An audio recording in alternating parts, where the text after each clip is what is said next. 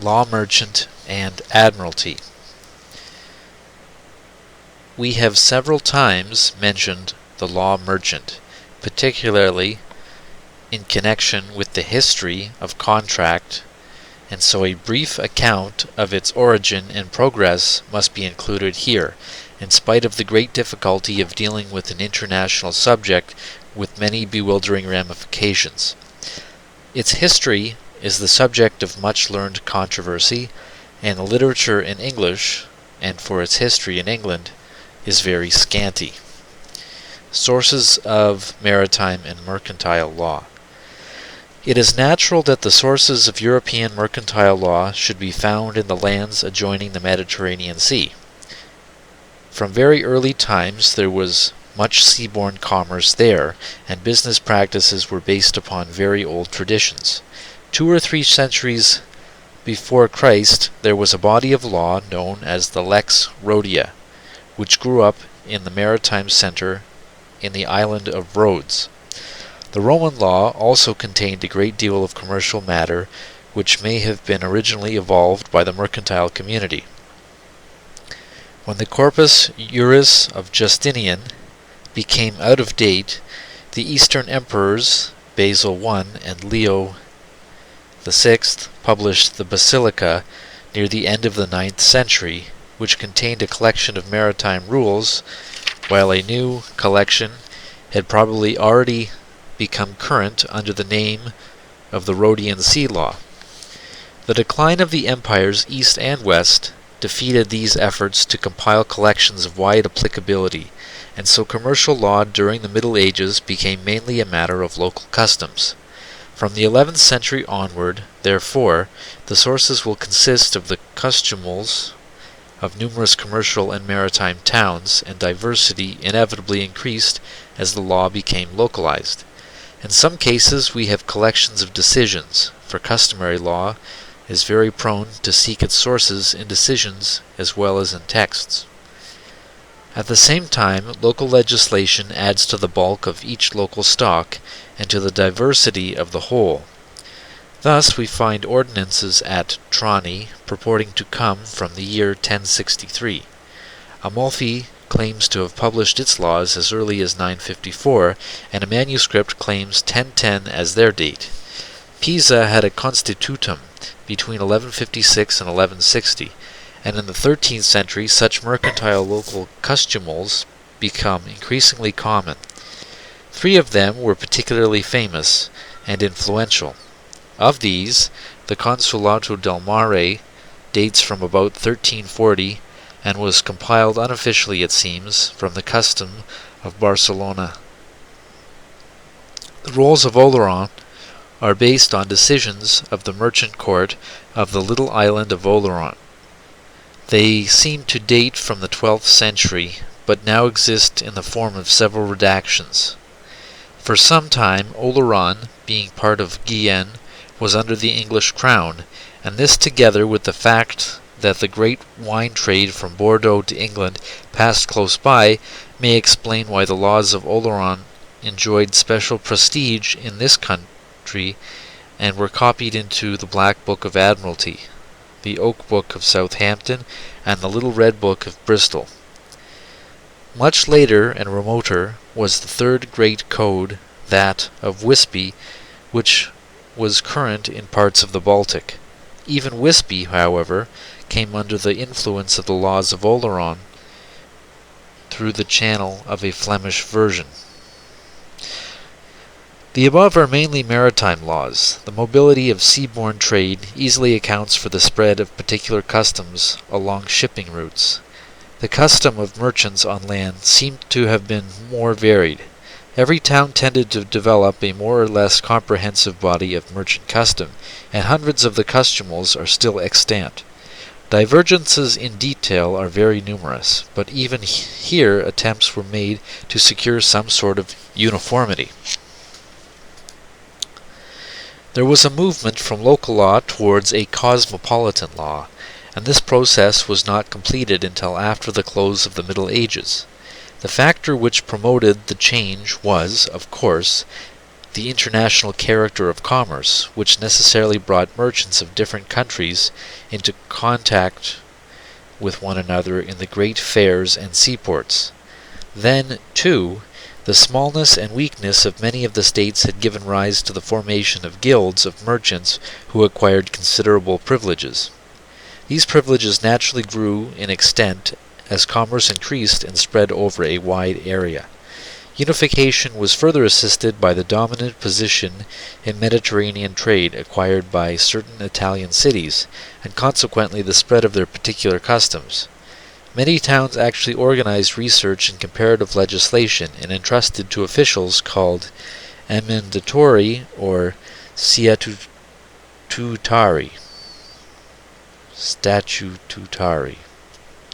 the task of examining the laws and customs of other communities and recommending the adoption of those features which seemed to them desirable. There was, therefore, a deliberate attempt to promote uniform legislation. We have already noticed the tendency in England for towns to acquire the customs of some great city such as London. The Church, too, was exerting a growing influence upon mercantile practice. Particularly in the law of contract, the Church asserted the principle of keeping faith, a principle which must lie at the root of commercial life. And finally, there came the great reception of Roman law, which provided a scientific apparatus for the development of mercantile law, which, however, remained in substance deeply tinged with canonist doctrine. The English sources. The specifically English sources during the Middle Ages are of the sort already described. The borough charters and custumals are the most accessible, and to them may be added the volumes of black, white, red, and other books which contained the memoranda of many city jurisdictions. London had several such volumes, and the officers of the Crown themselves kept a black book of the Admiralty. In some cases it is possible to add actual records of mercantile jurisdictions, such as London possesses in abundance. We have already mentioned some surviving rolls of fair and market courts. The systematic treatment of law merchant in formal textbooks does not appear in England until after the Middle Ages, and even then it was merchants rather than lawyers who undertook the task. We had several writers of eminence in international law, and Professor Wellwood of St. Andrews published an abridgment of all the sea laws in 1613, but academic writers were chiefly interested in the polemics over admiralty, the freedom of the seas, and the church courts in which they were professionally interested. A noter, John Marius, gave some advice concerning bills of exchange in 1651, but the merchant Gerald Malines wrote the first general English treatise on commercial law, Consuetudo vel lex mercatoria, in 1622. The law is put in the midst of all the other matters which interested merchants: weights and measures, geodesy, theory of numbers, economics, and although he was not a lawyer, he had a wide and accurate knowledge of the principal civilian works on his subject. In the 18th century, the principal work was, all these names I can't pronounce, Bues Lex Mercatoria Redivina, which appeared in 1758 and had a successful career until about 1789, when a flood of new works in the modern style finally separated commercial law from the practice and theory of trade. Commercial jurisdictions. The institutions which administered commercial and maritime law were the civic authorities in numerous continental towns, who frequently had their title of consuls. They appear in Milan as early as 1154, and seem to have been the officials of guild merchant, although their importance soon made it necessary for the cities to associate themselves with the work. Markets and fairs had their own machinery for applying commercial law. Most famous of them are the courts of Pied Powder, which were specially concerned with the wandering merchants who traveled from the market to market. The word seems to have been at first a nickname referring to the dusty feet of its clients, but was later accepted as the official style of the court. The English courts of Pied Powder closely resembled similar courts on the continent, but just as the Royal Admiralty superseded the local maritime courts, so a system of royal courts was set up by statute at various times in the 14th century, which competed seriously with the local mercantile courts. These were called courts of the staple. Maritime jurisdictions. For a long time, the administration of maritime, as well as commercial law, rested in the hands of local jurisdictions. Seaport towns had their own maritime courts, sitting on the seashore from tide to tide, but the only ones which survived in active working in England into modern times was the jurisdiction of the group of 5 towns called the Cinque Ports, which is the oldest existing maritime jurisdiction in England. The other maritime courts, in the end, were largely superseded by a newer and more centralized jurisdiction, the Courts of Admiralty, held in the name of the Lord High Admiral, who was appointed by the Crown.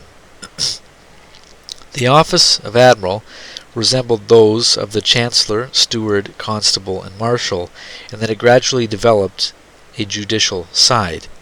At these times there were several admirals, each with duties confined to particular seas, but eventually it became the practice to appoint a single admiral with powers varying according to his commission.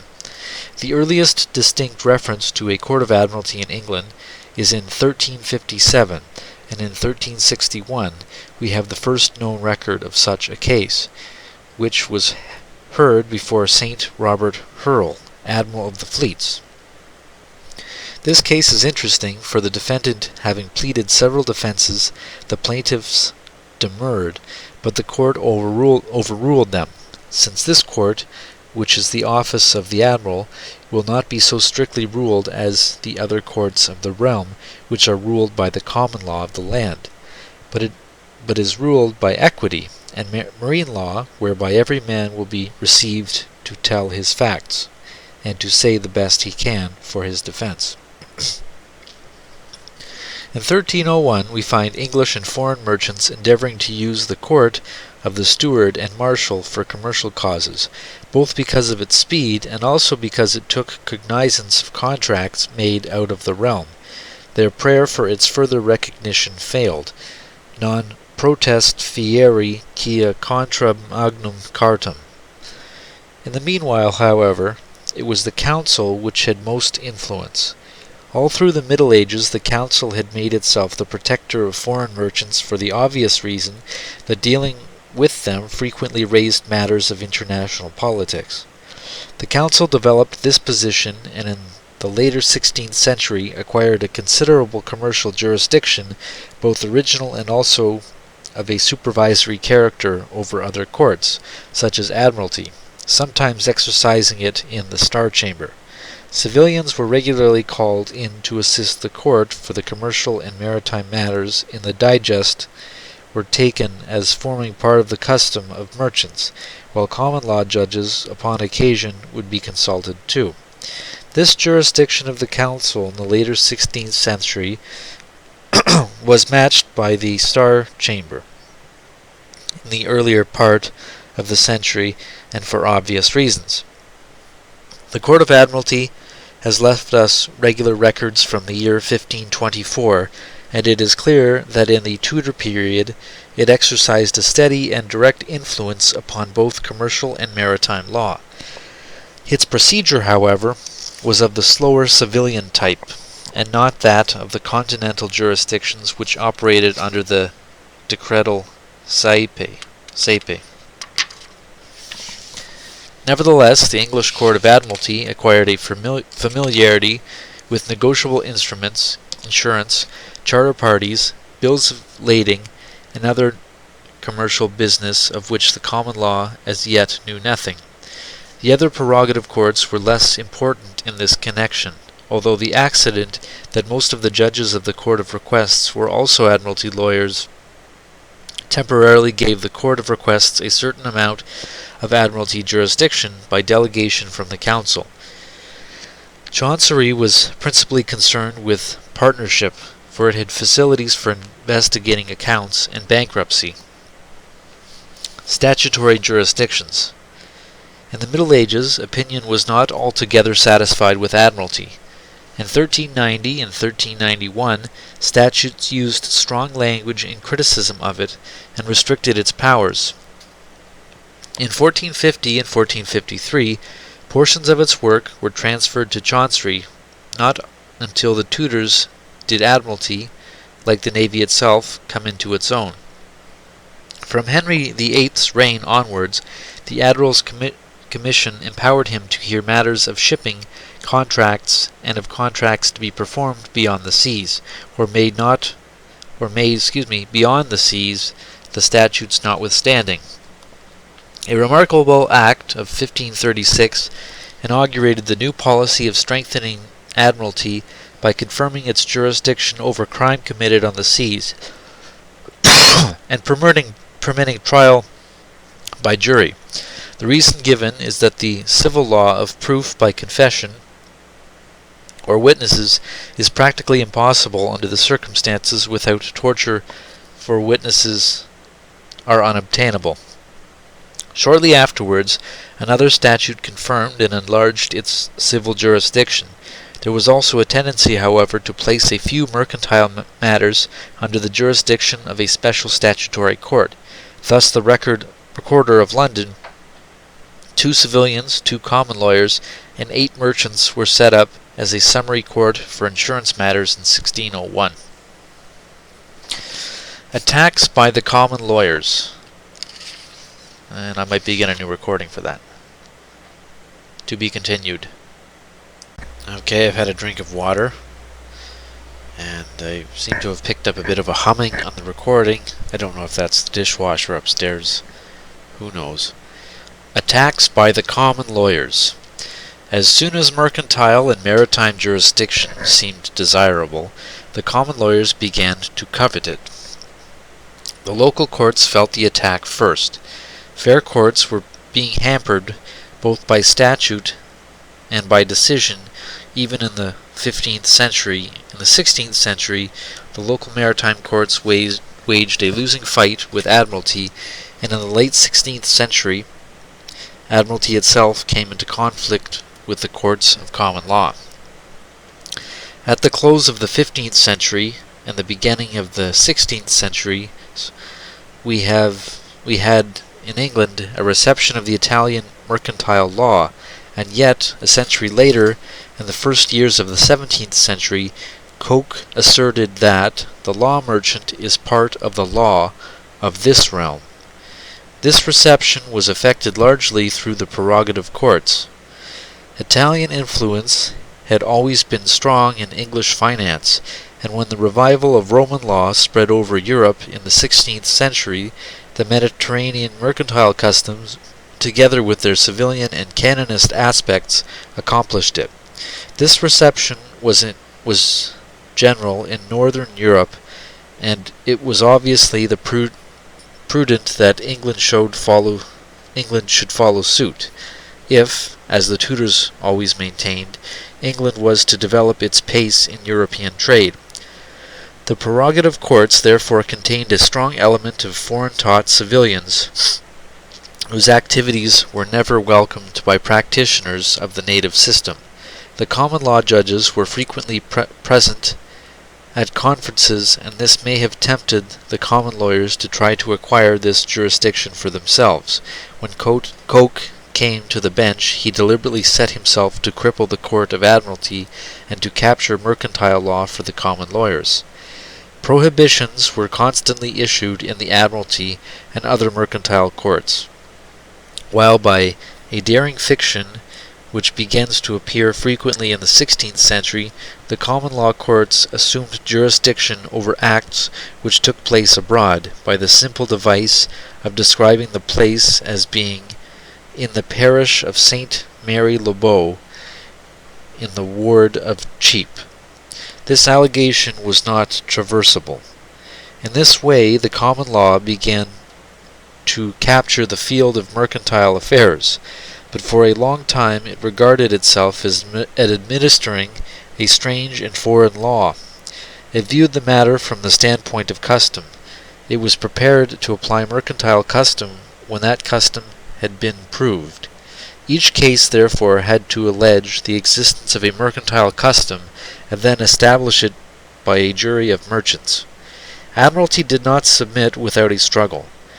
They secured a conference with the common law judges in which the position was defined and a few concessions made to Admiralty in 1575. When Coke came to the bench in 1606, he denied that the agreement was ever ratified and renewed the conflict with much bitterness. It was, of course, the mercantile community which suffered through the attachments, contempts, prohibitions, writs of corpus cum causa, and the rest. Whichever court he sued in the other was powerful enough to frustrate him and prevent its rival from doing justice, and the common law courts were clearly incapable of doing anything in a large proportion of mercantile cases. Ambassadors protested, and finally another conference and another settlement, also in favor of the Admiralty, was effected in 1632. Like that of 1575, it was not observed, and the conflict continued through the Commonwealth, was renewed at the Restoration and dragged on until the 19th century reconstituted Admiralty jurisdiction. Meanwhile, the claim of the common law courts to rival some, at least, of the law of the Admiralty was being made good. What was merely a claim when Coke made it became something more in the hands of Holt a century later, for by the close of the 17th century the constant repetition of finding mercantile custom in each case that arose was seen to be unnecessary, and the courts began to take notice of some of the more notable mercantile customs without requiring proof of them, and the policy was finally adopted as a general practice by Lord Mansfield. In this way the common law set out to rediscover principles of commercial law which were known to the Admiralty judges several generations earlier, and to fit them into the framework of historical forms, which fortunately was a little more flexible in the 18th than in the 17th century. Have a little drink here. The content of early law merchant. We must now consider the law which these local mercantile authorities administered. They exercised a very wide power of regulation, and the Middle Ages thoroughly believed in the public regulation of every sort of activity. The only restrictions imposed upon them were the law of the city authorities, which must not be contravened, a general requirement of reasonableness, and a restriction to purely mercantile matters. Besides developing law and applying discipline to members of the estate of merchants, there were also matters of a diplomatic character which the consuls undertook. Treaties and commercial conventions with other communities were frequently negotiated, while down to the 14th century they were frequently engaged in reprisals. This meant that if a merchant was unable to obtain justice against a foreigner in the foreigner's court, then his own government would authorize him to recoup himself out of the property of any merchant of the foreign jurisdiction in question whom he could find. The foreigner was then left to take the matter up with his own government if he could. This system was, of course, extremely inconvenient. Nevertheless, it was widespread. Even in England we find different cities taking reprisals against one another, justifying it on the custom of merchants. By the 14th century, reprisals became much more rare. If we turn to the development of mercantile law in England, we find that by the end of the 15th century, the English mercantile courts had developed a few principles, and from the occasional records which survive, we can see how they worked in practice. The courts of the fairs in England show us numerous actions upon contracts of sale which had been concluded by the typically mercantile form of the payment of earnest money or God's penny. Warranties of quality were enforced if express, as at common law, and warranties of title were not yet presumed. The defense of innocent purchase for value in an open market was certainly good against a criminal charge of theft, but it was only at the close of the 15th century that it gave a good title to the purchaser against the original owner. This rule was virtually reached by 1473 and was settled a century later. Caveat emptor had already become a policy of the law. We also find that impeding a sale gave rise to an action in tort. Some simple cases on partnership appear. Brokers figure prominently both as binding their principals in contract and also as suing for their fees and commission. And in this last connection, lawyers are on the same footing. And finally, the merchant courts imposed a heavier liability both in contract and in tort than did the common law upon masters in respect of their servants' acts. Bonds and promises to pay.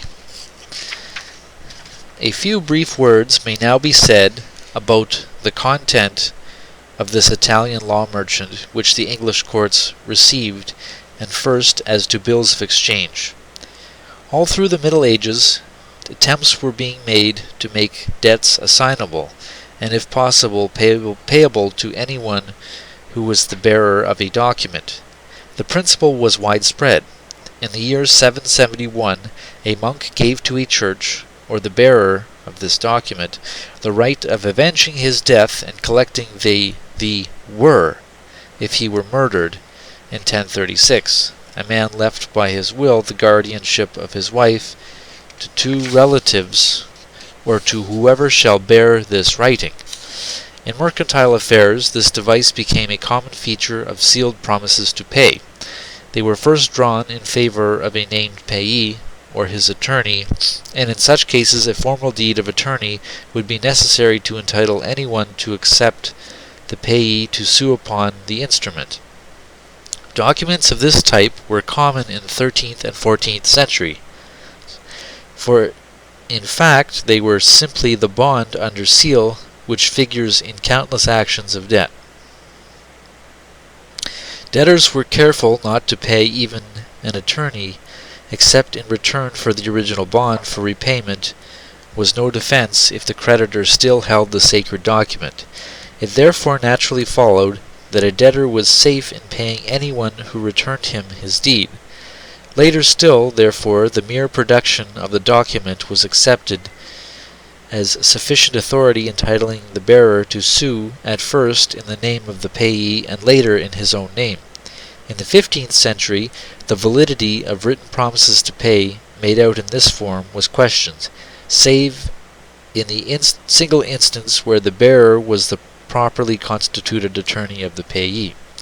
We therefore find the appearance of a new, brief, and unsealed bill, written and signed by the debtor, payable to the creditor or bearer. This was a substitute for the bond under seal, and for centuries had no standing in the common law. And here's a lengthy quote. Probably this difficulty was especially keenly felt by the French lawyers, because the Renaissance school of jurists, which was especially influential in France, endeavored to get back as far as possible to the classical texts. They therefore rejected many of those modifications of purely classical doctrine which the influence of the older customary law and commercial convenience and practice had caused the school of the glossators to accept. But the difficulty was not confined to the French lawyers. It was felt in Italy, and indeed in all countries in which Roman law was received, in proportion to the extent to which the doctrines of the law gained supremacy. The lawyers were at once learned in the classical texts of Justinian's Corpus Juris, and ignorant of the modern mechanism of commerce. They did not hesitate therefore to sacrifice commercial convenience on the shrine of legal orthodoxy, even suggesting that the merchants purposely adopted obscure forms in order that illegal transactions might pass unnoticed. On the other hand, the technical difficulty was not felt so keenly in Northern Europe, nor, as we shall see, in England. It is probable that in these places the older ideas lived on and saved the lawyers the trouble of finding a new speculative basis, consonant with the doctrines of Roman law, upon which the peculiar characteristics of negotiable instruments could be based. Beginning a new section, Bills of Exchange. The future lay rather in the development of exchange than in the promise to pay or the writing obligatory. Exchange was at first the simple process of changing coins of one currency against those of another, but there soon grew up an organization of international bankers having agents of correspondence in the principal commercial centers, and these firms, instead of actually delivering coins of one type in exchange for coins of another, would write a letter of exchange to their correspondents effecting the transfer purely on paper. With an international organization, they quickly realized that the transfer of money between various countries could be effected by merely transferring balances, setting off a credit balance in one country against a debit balance in another. A merchant who wished to remit money abroad could therefore address himself most usually to one of these bankers. The remitter A therefore secures from his banker B in exchange for money paid to him a bill drawn in foreign currency B upon C payable to D. B and C are very often partners or agents of the same international bank. Under the ordinary form, this arrangement would be embodied in a formal deed. Already in the 14th century, however, the formal deed began to be replaced by the informal letter of advice which accompanied it. It is this letter of advice which eventually grew into the modern Bill of Exchange. So far we have a document which enables A to effect a payment to D in a foreign country without transporting money. But this document is payable to D only, and is in no sense transferable. Late in the 16th century, the habit grew up in Italy of drawing bills of exchange in favor of a payee or order, whereupon the payee would endorse the bill with an order to pay X as agent of the payee. This was one step further in the development of transferability, but X was still unable to transfer further. The payee's order was X, and not any other person whom X might name. In the middle of the 17th century, it became established that one endorsee can endorse over, and so bills become assignable by successive endorsement. But the theory still prevailed that an endorsee was an agent of the payee. However, the fact that the endorsement and delivery served instead of a power of attorney and gave the endorsee the right to sue made it look as though the endorsee sued in his own name, and so the lawyers compromised by calling him an agent, although in respect of his own property, procurator in rem suam.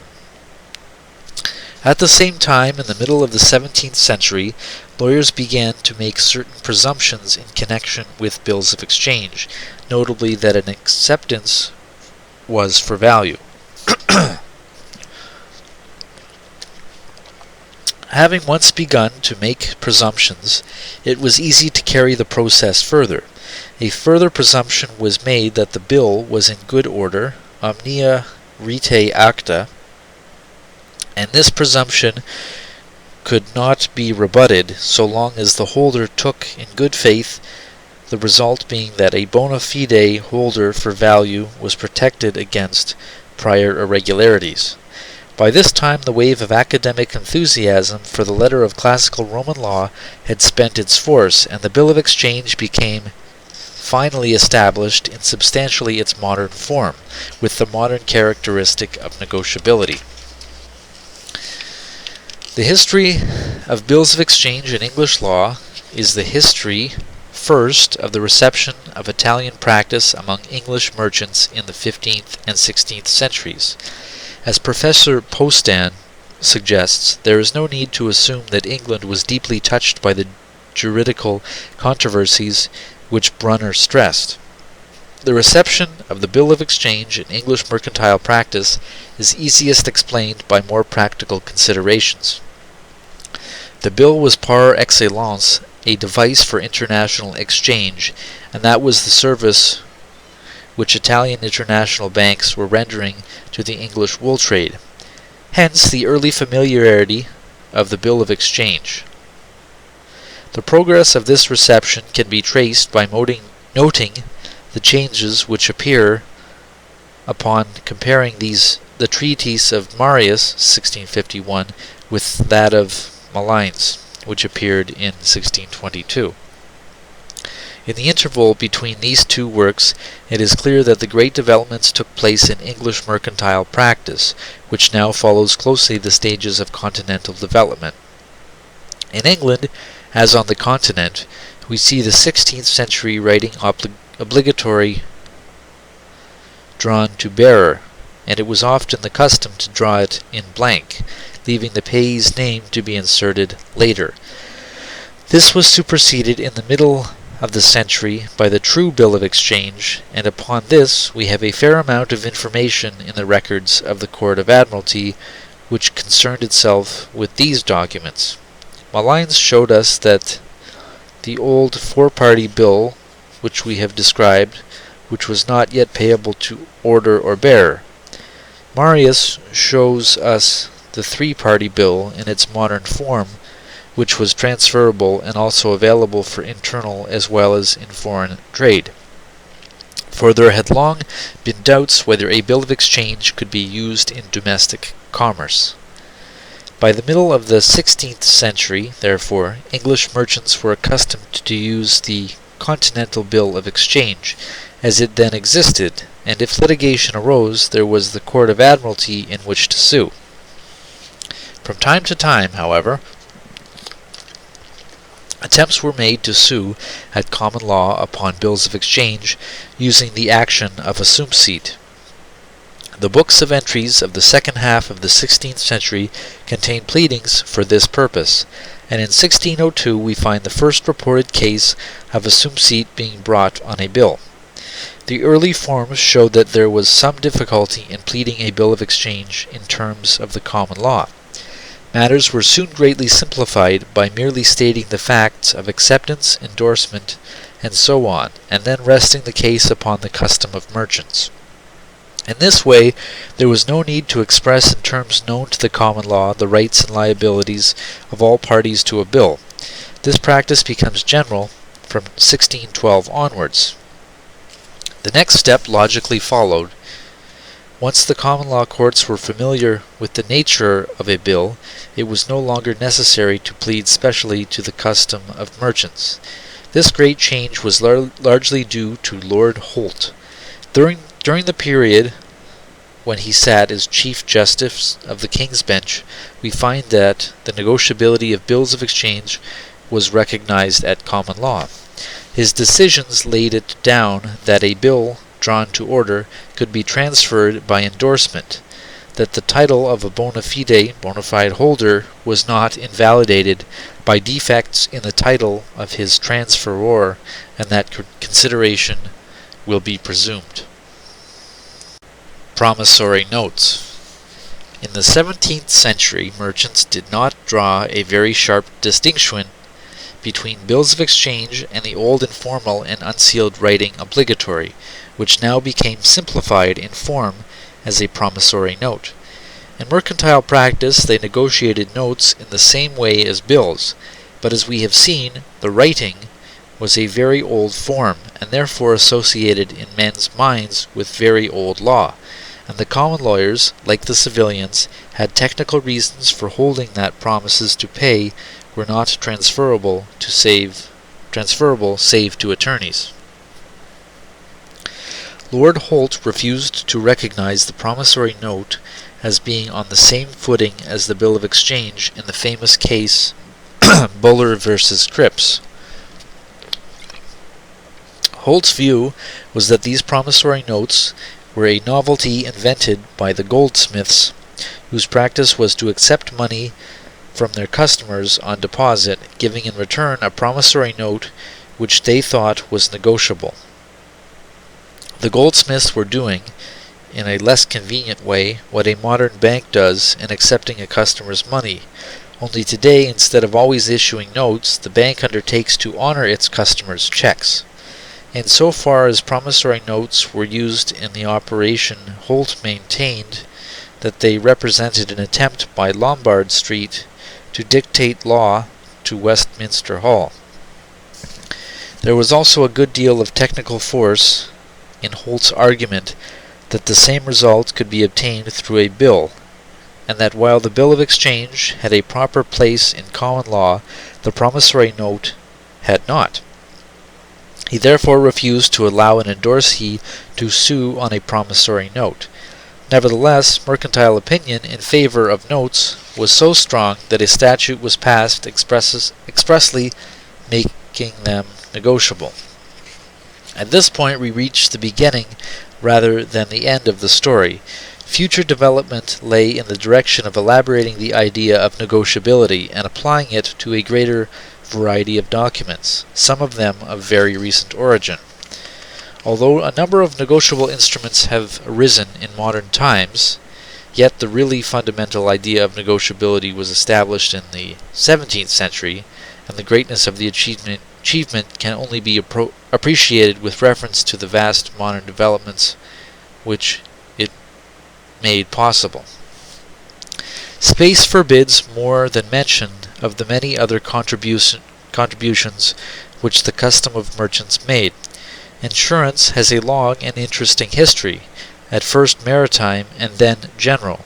So too has the law of partnership, of which many varieties were known during the Middle Ages, enabling large international banks and financial houses to conduct their operations, while in the 17th century the partnership of company is expanded into the trading corporation. The law of agency is especially interesting for its mingling of common law, ecclesiastical ideas on the management of monasteries, and mercantile practice.